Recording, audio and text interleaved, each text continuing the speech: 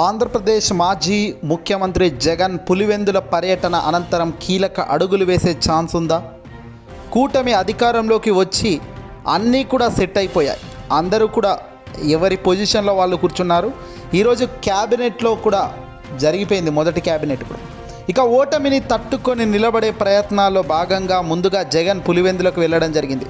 పులివెందుల్లో 3 రోజుల భేటీల అనంతరం జగన్ బెంగళూరుకు కూడా హుటాహుటిన వెళ్ళడం కూడా చూస్తున్నాం. ప్రస్తుతం వైఎస్ జగన్ బెంగళూరులో తన నివాసంకు వెళ్ళారు. అయితే ప్రస్తుతం ఢిల్లీకి కూడా అక్కడి నుంచి వెళ్ళే ఛాన్స్ ఏమైనా ఉందా అంటే ఖచ్చితంగా ఉందనే వార్త వినబడుతుంది.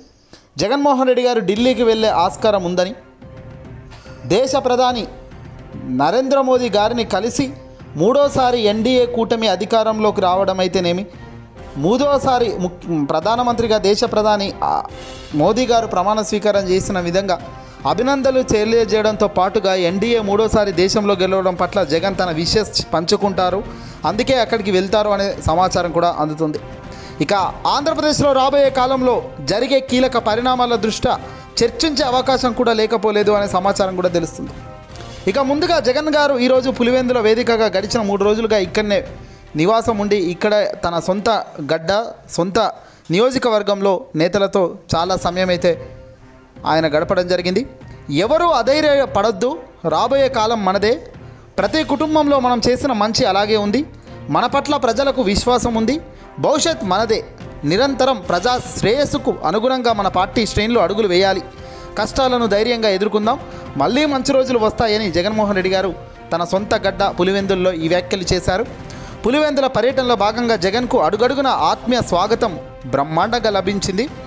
ఇన్ఫ్యాక్ట్ చెప్పాలంటే అధికారంలో ఉన్నప్పుడు జగన్కు వచ్చిన ఆదరణ కన్నా ఎక్కువ పులివెందుల్లో తనకు ఈసారి జగన్ అడుగు పెట్టేసరికి రెట్టింపు ఆదరణ ప్రజల నుంచి అయితే కనిపిస్తుంది. ఇది మంచి శుభ సూచికం అని కూడా చెప్పవచ్చు. 3 రోజుల పాటు అక్కడే క్యాంపు కార్యాలయంలో కార్యకర్తలను, ప్రజలను, నేతలను, అభిమానులతో జగన్ మమేకమయ్యారు. వాళ్ళ కష్టాలను తెలుసుకున్నారు.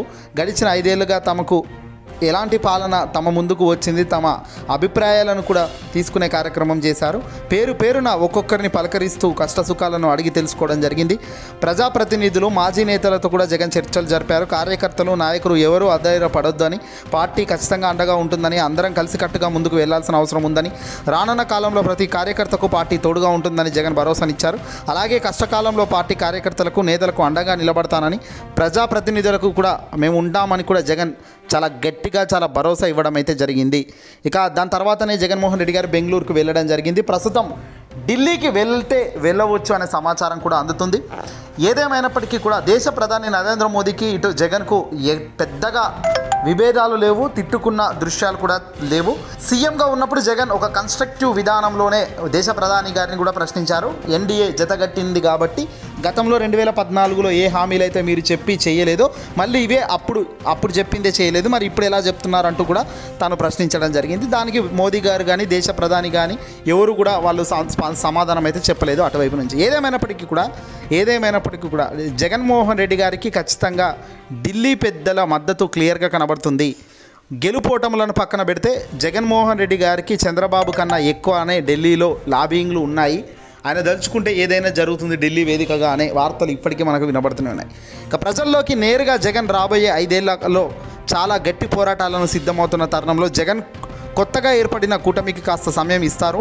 డిసెంబర్ లేదా జనవరి నెలల నుంచి ఇక పోరాటం గట్టిగా ఉంటుందని బీజేపీకి సంబంధించి తెర వెనుక మద్దతు గతంలో ఎలా ఉందో అలాగే మీకు ఎన్డీఏకి నేషనల్ డెమోక్రటిక్ అలయన్స్ తెర వెనుక మద్దతు ఖచ్చితంగా అలాగే కొనసాగిస్తాం. రాబోయే కాలంలో కేంద్రంలో ఎవరు ఎన్ని కుట్రలు చేసినా, కుతంత్రాలు చేసినా జగన్ను టచ్ చేయకుండా జగన్ పావులు కదుపుతున్నట్టు తెలుస్తుంది. రాబోయే కాలంలో కేంద్రంలో ఏ సర్కారు ఉన్నప్పటికీ కూడా రాష్ట్ర ప్రయోజనాలకు ఉపయోగపడే ఏ అంశానికైనా జగన్ సిద్ధమే తప్ప వెనకడుగు వేసే పరిస్థితి లేదు అనే సంకేతాలను, అలాగే మోదీ ముందు తాను రాష్ట్రంలో తాను చేసిన విధి విధానాలపై, అలాగే రాబోయే కాలంలో తాను అడుగులు వేసే విధానాలపై కూడా చర్చిస్తారు.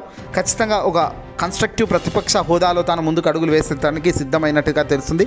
మర్యాదపూర్వకంగా ఈ దేశ ప్రధానితో భేటీకి అయితే చూస్తున్నారని అయితే సమాచారం అవుతుంది. మరి అపాయింట్మెంట్ దొరుకుతుందా, ఇది సాధ్యమవుతుందా అన్నది మాత్రం ప్రశ్నే, చూడాల్సిన అవసరం అయితే ఉంది.